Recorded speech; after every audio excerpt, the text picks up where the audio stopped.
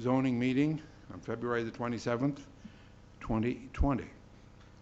Councillor McDougall sent a note a few minutes ago. He's tied up at a meeting, unable to be with us.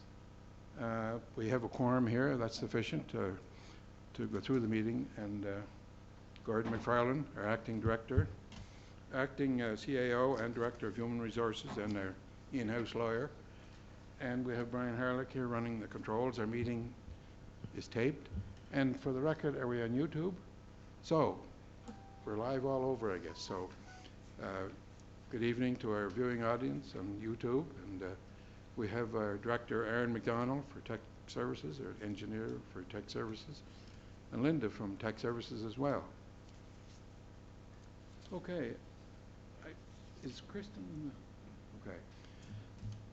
So we'll continue on. I'll turn it over to the co-chair of, or vice chair of the planning board and committee, and Councillor Adams, the floor is yours. Okay, thank you. Okay, we'll begin with approval of the agenda. The item on is 373 Duke Street, zoning bylaw amendment and discretionary use. So you got a mover and a seconder for the agenda? Moved and seconded, yes. And background, an application was received from PEI Ocean View Resort, Inc., Sean Liu, for a portion of PID 309344. The purpose of the amendment is to allow row housing, 8 units. The application is to amend the city zoning bylaw as follows. Proposed amendment, change the zoning map from single family R1 zone to medium density residential R3 zone. And I believe everything's up there. The application was advertised in the February 15th edition of the Journal Pioneer, and letters were mailed to property owners within 60 meters or 200 feet of the subject properties. And now I'll just read the meanings for the descriptions for each of the zones. Single family residential R1 zone. 15.1. The purpose of the zone is to provide for low density single family housing and other compatible uses. Permitted uses. 15.2. Subject to bylaw requirements. R1 zone permitted uses, single family dwelling, accessory building, assisted living. Discretionary uses. 15.3. Subject to council approval. R1 zone discretionary uses, childcare facility medium. This also requires conditional use approval. Conditional uses, 15.4, subject to a development officer approval. R1 zone, conditional uses, home-based business, secondary suite, tourism establishment, vacation rental property. Medium density residential R3 zone, 17.1. The purpose of this zone is to provide for medium density housing in the form of single family, semi-detached duplex dwellings, townhouses, row houses, and other compatible uses. Permitted uses 17.2, subject to bylaw requirements. R3 zone permitted uses, single family dwelling, duplex dwellings, assisted living, semi-detached dwellings, accessory building, manufactured home, mobile home, lawfully existing prior to 1999. Discretionary uses, 17.3, subject to council approval. R3 zone discretionary uses, childcare facility, medium, boarding house, social services agency, group home, nursing care facility, community care and nursing home, tourism establishment, tourism home and inn, townhouse, 8 units per building maximum, row house, 8 units per building maximum, apartments, 4 units maximum, rooming house. Note, this also requires conditional use approval. Conditional uses, 17.4, subject to a development officer approval. R3 zone conditional uses, home-based business, secondary suite, tourism establishment, B&B, and vacation rental property. 4. This is where we go into the comments and questions section, and the applicant is invited to make comments. And I believe we haven't got any applicants. Here. Okay, we'll go on to the next one. For B, the public is invited to make comments. We're going to open the floor to the public for questions, comments, and when you do come up, if you could please state your name and civic address or street address, just for the record.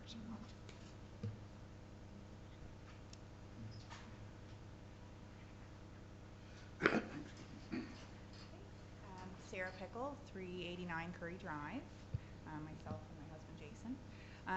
We have a few questions. The main concern is the property assessed value of our home with the zoning being changed. Will it affect us primarily? The second question would be what type of build, or I realize that he has townhouse or row house. Has it been selected? Our next question would be time completion, how long the project will take to complete. Maybe our director might be able to assist. Yeah, Aaron or Linda? They're the experts, so I'll let you.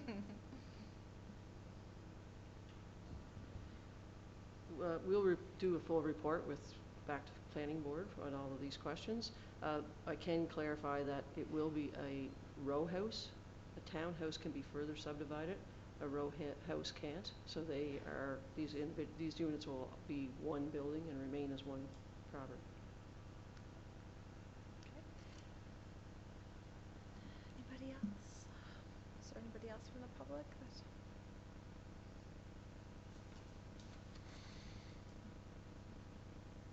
My name is Patty Arsenault and my address is 350 Jardine.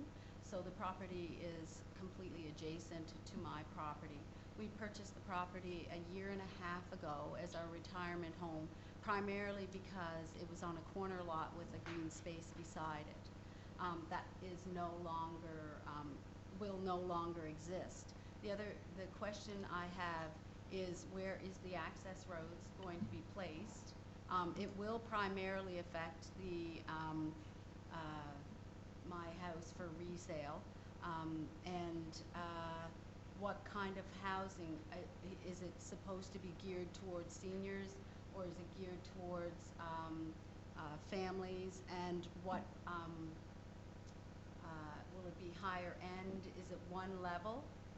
And if it's an 8-unit, is the 8-unit go, and it's one 8-unit building, does it go in an L-shaped, and where the L shape is? So right now, primarily, we have on one side of our property, there's a lot of walking traffic that goes from the other side of Duke Street to get up into essential areas. Will that affect that in any way? Is the property going to be fenced? There's so many questions I have. I don't even know if I can answer. You guys can answer all of those. But yeah, it will primarily affect us because we only purchased the property a little over a year ago, and it essentially what we thought was going to be our future, it will now change. Now, there's room for, like, I do understand that the town of Summerside could really use some senior housing, and I would be willing to see how I felt about that if I was to know what who it was geared towards, what price range is going to be put in place for who's going to be living there. Is it accessible to our seniors if it is going to be geared for seniors? And yeah, I guess that's pretty much it. Okay. Okay. Okay, thank you. Thank you. Was there anything you guys wanted to address? I guess the only comment we can have is that again, the applicant's not here, but what we understand is that it's one building that's going to run along. Yeah, I guess that's it there. One building, 8 units, run along Duke Street. The driveways would all exit onto Duke Street. It's not the entire L-shaped property. They're just looking to rezone the strip along Duke Street.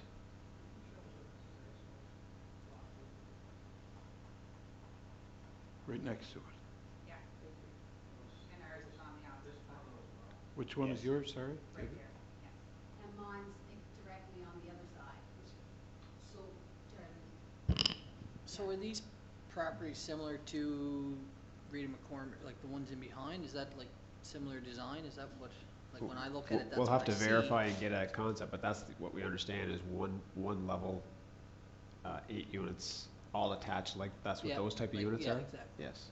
How many bedroom units are they? 30 bedroom units? That may answer the question, if they're for families or seniors, or are they two, or one? We'll have to ask for that information because we thought the applicant was gonna be here and they called to see if the meeting was still on and we said, yes, the meeting was still on, so we thought they were gonna be here. Yeah. But we'll have to ask those questions and bring it back to you at the planning board meeting. My question as well, but I guess you just answered it, was where would the driveway, or how would you have access off of Duke, but all the driveways are off Duke Street? That's what we've been showing, yes, is that as you can see, the large parcel, the parcel that's in shaded gray is not the entire parcel. The parcel wraps around to the back, but what they're only asking for now is the parcel along Duke Street to be rezoned to allow this row house to be there. If Yeah. that's the case, though, there is quite a substantial piece of land behind that. Do you want to, I'll get you to come up here. so- They record the meeting, so they have it here on So if that's the case and all the driveways are on Duke Street, there's still a substantial portion of land in behind, what, future development could go there, and then we're all jammed in. So that does affect, like, if that was if that was going to be left a green space, that would affect, my thoughts on the situation. But if it's gonna be all, housed in there eventually, that makes a difference. I guess all the property right there, right now that they have is zoned R1. They could put single-family housing on all of it now. They could subdivide it into lots, even what's in behind. We'll check with them what their plan is. Right now, their plan is, what they presented to us is just the strip along Duke Street. They still could put a single-family house in behind there. And then that Yep. changes access. It won't be access on Duke anymore. They'd have to make an access road, straight through on Jardine. Correct. That would be we'd have to wait and see. That would directly affect Yeah. It'd Yeah. be a driveway because we only have and it one. would affect you Yep. as well. So we will bring back, again, we'll ask your questions to them, but what's, Okay. the strip is, I guess let's call the whole L shape. All the property that's there right now is currently zoned R1. Even though it's green space, they could put single-family housing on it without coming to any process. How It's many not- it's not- houses, through you, Director, how many houses could they build in that long strip that's marked out? We'll dig out the original concepts, like whenever that subdivision went in place, there was probably a concept for this area. We'll dig that out and bring it back to you as well, like what could have been. We'll have to measure it off and see what the frontage, it varies on the zone, but And just another question, the area that's marked in there, how close to the properties would be Arsenault's property? How close can they go to a neighbor's property to build? we'll verify that for you, but I think it's 3 meters on the end, if it's a row house, but 3 meters or 10 feet. From the property line? From the boundary line is where a house could start. We don't know we haven't got a plan to say exactly where they're gonna fit that house, but it could be no closer than 3 meters. It may be farther based on their driveway locations or the actual the actual dimensions of their building they propose. It can be no closer than 3 meters, but it may be further based on how they situate the building on the lot. Okay, just another question. That green strip across the top, is that for a proposed street? Way back in the day before What's the street there in the blue that, I can't get the name of it? the blue, that's Curry? the water tower. The blue is where the water tower is. But is there a street proposed? Curry goes around. Curry goes in and around. We'll have to look at the original layout when this was done 25 years ago. What was intended? I think a street was to go through there at the time. It looks like it, but it And- never got fully developed. Okay. And one other question, Jardine, if one house was to be built there, I guess according to that lot size and those 3 down below, Yeah. there's probably about 3 lots on that. But So this Jardine is not presently a street north past Curry. correct. They would, if it was, have to be a street go through, or if they were only going to build one house, it would be a, well, we probably can ask some of these questions now. Just to clarify, if this lot here, there's no street in here, so this lot can only be used as a single lot currently. And there's nothing we can do to stop it from being developed? because They the way wouldn't it's have, zoned. they wouldn't have, even if they extended the street, which I highly doubt they would extend the street all the way through to here. They'd only still get one lot.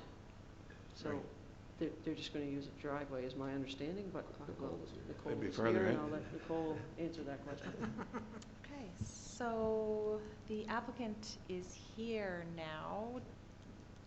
Nicole Morrison, did you want to come up and maybe?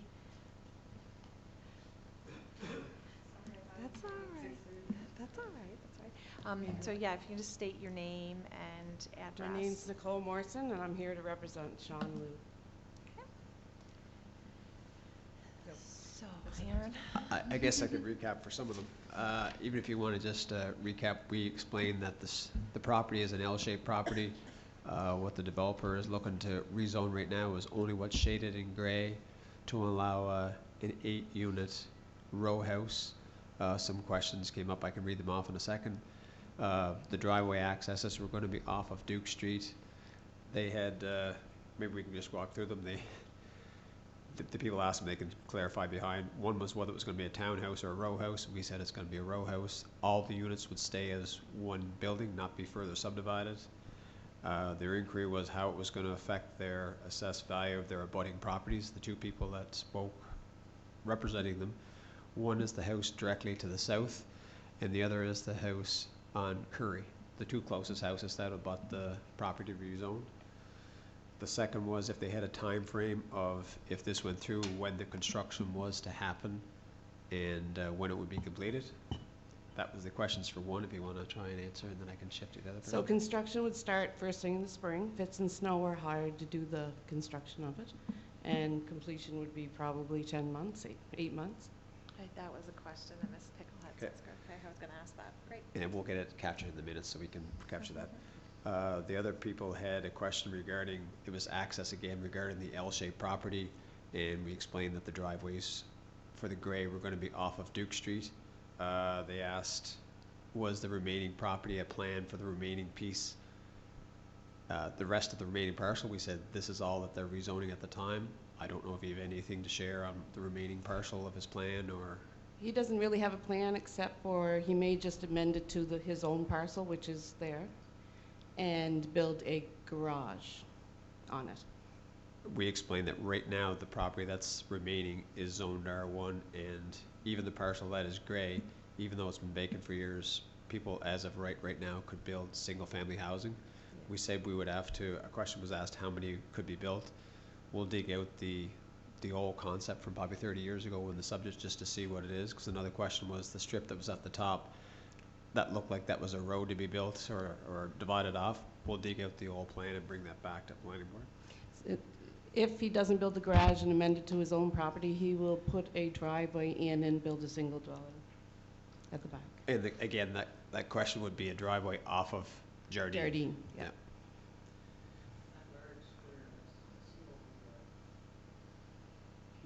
Would property? Yes, which Mr. Liu owns now, yes. Yeah. A question about, was the property to be fenced? And then more along the line, was the rental units, were they to be geared for seniors housing? And if they knew a ballpark price range as far as the rentals? And I can't make out my note in the last, I'll have to check the minutes. He's building it to rent, and there'll be high-end rent. So it's not going to be like low-end or seniors or social housing. Could be seniors housing, but it definitely won't be social housing. And it's going to be as good or better than the ones that are higher up with the McCormick properties. He's going to do it like with nice Vic veneer in the front and everything. So they'll be done up really nice. We just don't have the design because we don't want to do the design until we know if it's approved or not. Tell me This this, was the intent to be one story. I said it was. I One didn't- story with garages, yeah. Oh, with garage, okay.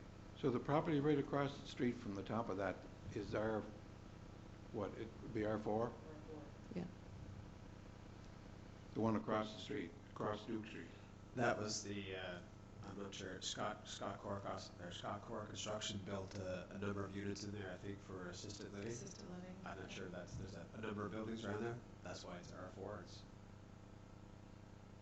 in the R4 to the north of it is, the McCormick's have multiple 7 and 8 unit buildings in there. And to me, it's an advantage of the people in Jardine and Curry because the drivers are going to be off Duke and they're not going to have any more traffic on Jardine or Curry. So they're going to be facing, they're going to have the backside of the building, but they won't have, they could have had 4, 5 houses built in there. Now they're going to have facing Duke Street as opposed to the street going up Jardine and having them all face in to Jardine. Could you put the picture back up there, Aaron, in regards to the driveways, double or single? Single.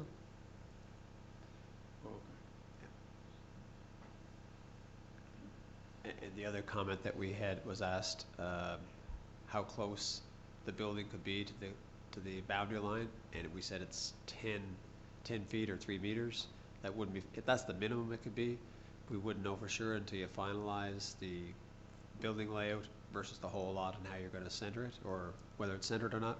But a minimum distance it could be from the boundary line would be 3 meters or 10 feet, was the other comment. Maybe it's my trifocals, but you say single, it'd be double driveways, for, is that what it is?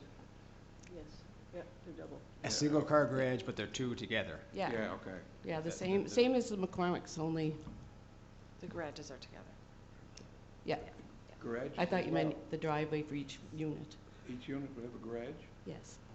To the grant. And just to clarify, the site plan that was submitted showed a distance of 20 feet here from the boundary of Mrs. Arsenault. The building actually has to be pushed a little bit further. This is north end here, this is the south end. Has to be pushed a little further north because of the intersection of Tower Street. So it'll be perhaps 20, 25 feet From further which away part? from Mrs. Arsenault. This is Mrs. Arsenault's property here. It's upside down. It's upside down. Yeah, right. So it'll be 25 feet from the property, their Right. property line, Correct. Correct. and another how many feet from their property line to their home? We'd have to look at the aerial mapping and verify that, but we Would could look at that. If a Minimum. single-family home were built on this lot, it could be as close as 8 feet to the property line. If a single family, Correct. and this is going to be 25 or more, did you say? Between 20 and 25, yeah. We will highlight those things in our report to use for planning board, yeah. Okay. Was there anything from the public that was stated that? I guess just to clarify that I represented their questions. Yeah, right. did Director Aaron get everything, or would you like to? Oh, yeah, sure. Did you want to come on up?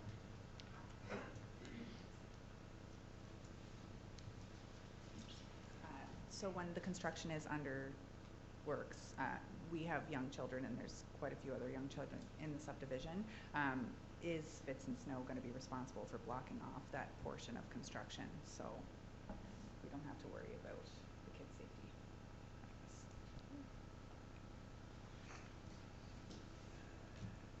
I don't think there's anything to worry about with Fitz and Snow. They're a reputable company, and they always have a clean construction site.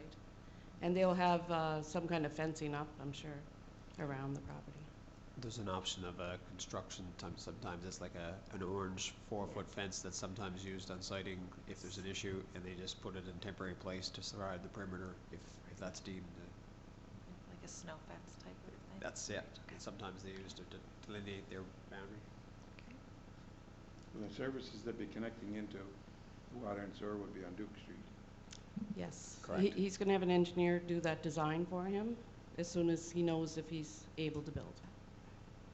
Since Because it's that one- is his yeah, responsibility. since it's one building, he could just do one main service coming out of the entire building, because it's not gonna be further subdivided.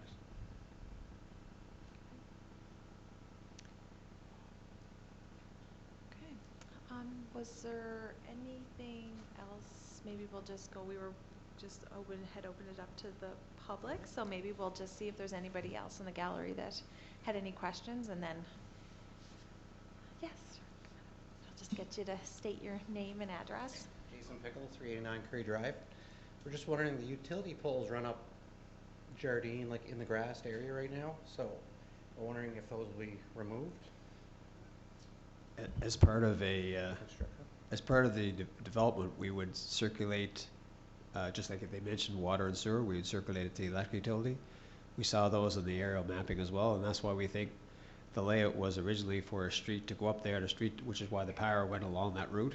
So if it's at the back of these properties, whether the poles get moved or not, that's the electric utility determine how they're going to service the 8-unit building, or what's servicing those power lines now. They may be servicing your subdivision. They're servicing, Right, my so, house. yeah, so they may have to look at where they're servicing now. They may stay if they're along the back of that line and not interfering with this development. That's a call that the utility will make. Okay. Typically, when they come in for a permit or review, we send it off to them to comment on water, sewer, as well as power. Okay, thank you. Will it be possible it'd be underground service?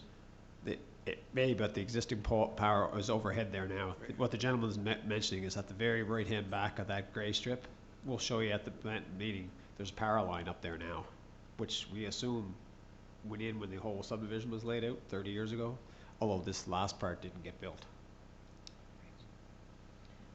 Is there anybody else from the public that would like to, questions or comments? Good.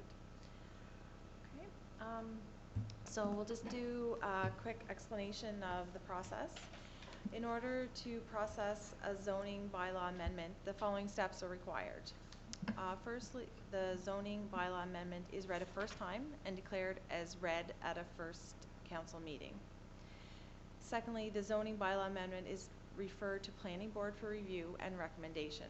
Steps 1 and 2 take place at the same meeting of council, and that's what we are doing this evening. 3, planning board reviews the application and prepares a recommendation to council. 4, the zoning bylaw amendment is read a second time and declared as read at a second council meeting. And 5, the zoning bylaw amendment is read to be adopted by council. The resolution will either be carried or defeated by a vote of council. If the zoning bylaw amendment is adopted by council, it is sent to the Minister of Agriculture and Land for signature, and the amendment then becomes official. Steps 3 through 5 take place at council's second meeting. In order to process a discretionary use, the following steps are required. First, the discretionary use is heard at a public meeting. Step 1 is taking place this evening. 2, staff prepare a report on the discretionary use for planning board to review. Planning board reviews the application and makes a recommendation to council. Step 2 takes place at the planning board meeting, the next one. Number 3, the discretionary use is read to be adopted by council. The resolution will be either carried or defeated by vote of council, and step 3 will take place at council's second meeting. It is to be noted that in accordance with section 5.20 of the city zoning bylaw, any person who is dissatisfied by a decision of council in respect to the administration of this bylaw may appeal council's decision within 21 days to the Island Regulatory and Appeals Commission, or IRAC. And I'll go into, we have 2 resolutions. Your worship, Just before, so make sure the members of the public fully understand the process. Tonight's meeting, and then the next meeting will be at the monthly meeting, is it? Pardon? The next meeting will be planning board March 3rd, In here. At what Correct. time? 5 p.m. At 5, just so members of the public understand, and they're welcome to attend the meeting. So that, at that meeting will take place, there'll be a discussion and a first and a vote. And then after that,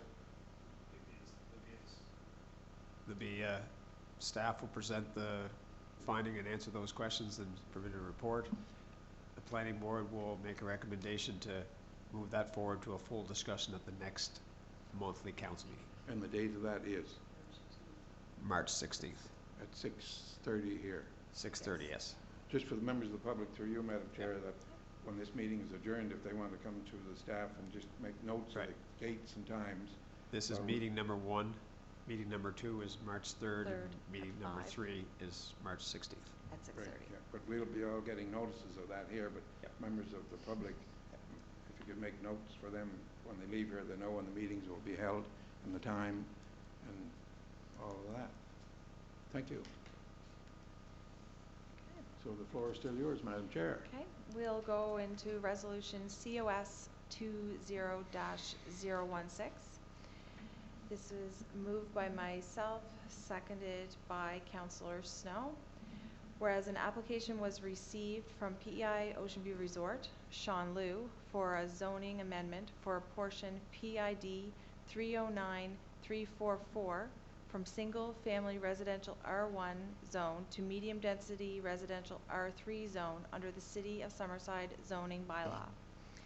Be it resolved that zoning amendment 026 be hereby declared as read a first time. So it's been moved by Councillor Adams and seconded by Councillor Snow. Any questions on the motion, resolution? All in favor say aye. Contrary nay. Carried. And next one is resolution COS 2-017. Maybe just before we do, we should read in the zoning amendment before we move. to the Zoning next. amendment 026. Yes, just read it in the minutes. A bylaw to amend the City of Summerside zoning bylaw. The Council of the City of Summerside, under authority vested in it by Section 18 and Section 19 of the Planning Act, RSPEI 1988, Cap P-8, hereby enacts as follows. 1. The zoning for a portion of PID 309344 shown on Schedule B of the City of Summerside zoning bylaw is designated as medium-density residential R3 zone, hereby excluding it from its former designation of single-family residential R1 zone. Thank you. And next is Resolution COS 2-017, moved by myself and seconded by Councillor McColman. Deputy Mayor. Deputy Mayor McColman, my apologies. Whereas an application was received from PEI Ocean View Resort, Sean Liu, for a zoning amendment for a portion of PID 309344 from single-family residential R1 zone to medium-density residential R3 zone under the City of Summerside zoning bylaw, and whereas zoning bylaw amendment 026, a bylaw to amend the City of Summerside zoning bylaw, was read and declared as read a first time at this council meeting. Be resolved that zoning bylaw amendment 026, a bylaw to amend the City of Summerside zoning bylaw, be hereby referred back to the Planning Board for review and recommendation. Moved by Councillor Adams and seconded by Deputy Mayor McColman. You have all heard the resolution. Any questions? All in favor say aye. Contrary nay. Carried. So next we'll go in, Your Worship, did you want to? Okay. So just to go back to what we said earlier, our next meetings, they're all usually advertised in the Journal Pioneer plus on our website. But before you leave tonight, folks, you can just double check and get the dates and times. So is there another item on the agenda, Councillor Adams? That's everything. That's it. So we've gotten to the end of the agenda. If there are no further comments or questions, is there a motion to adjourn?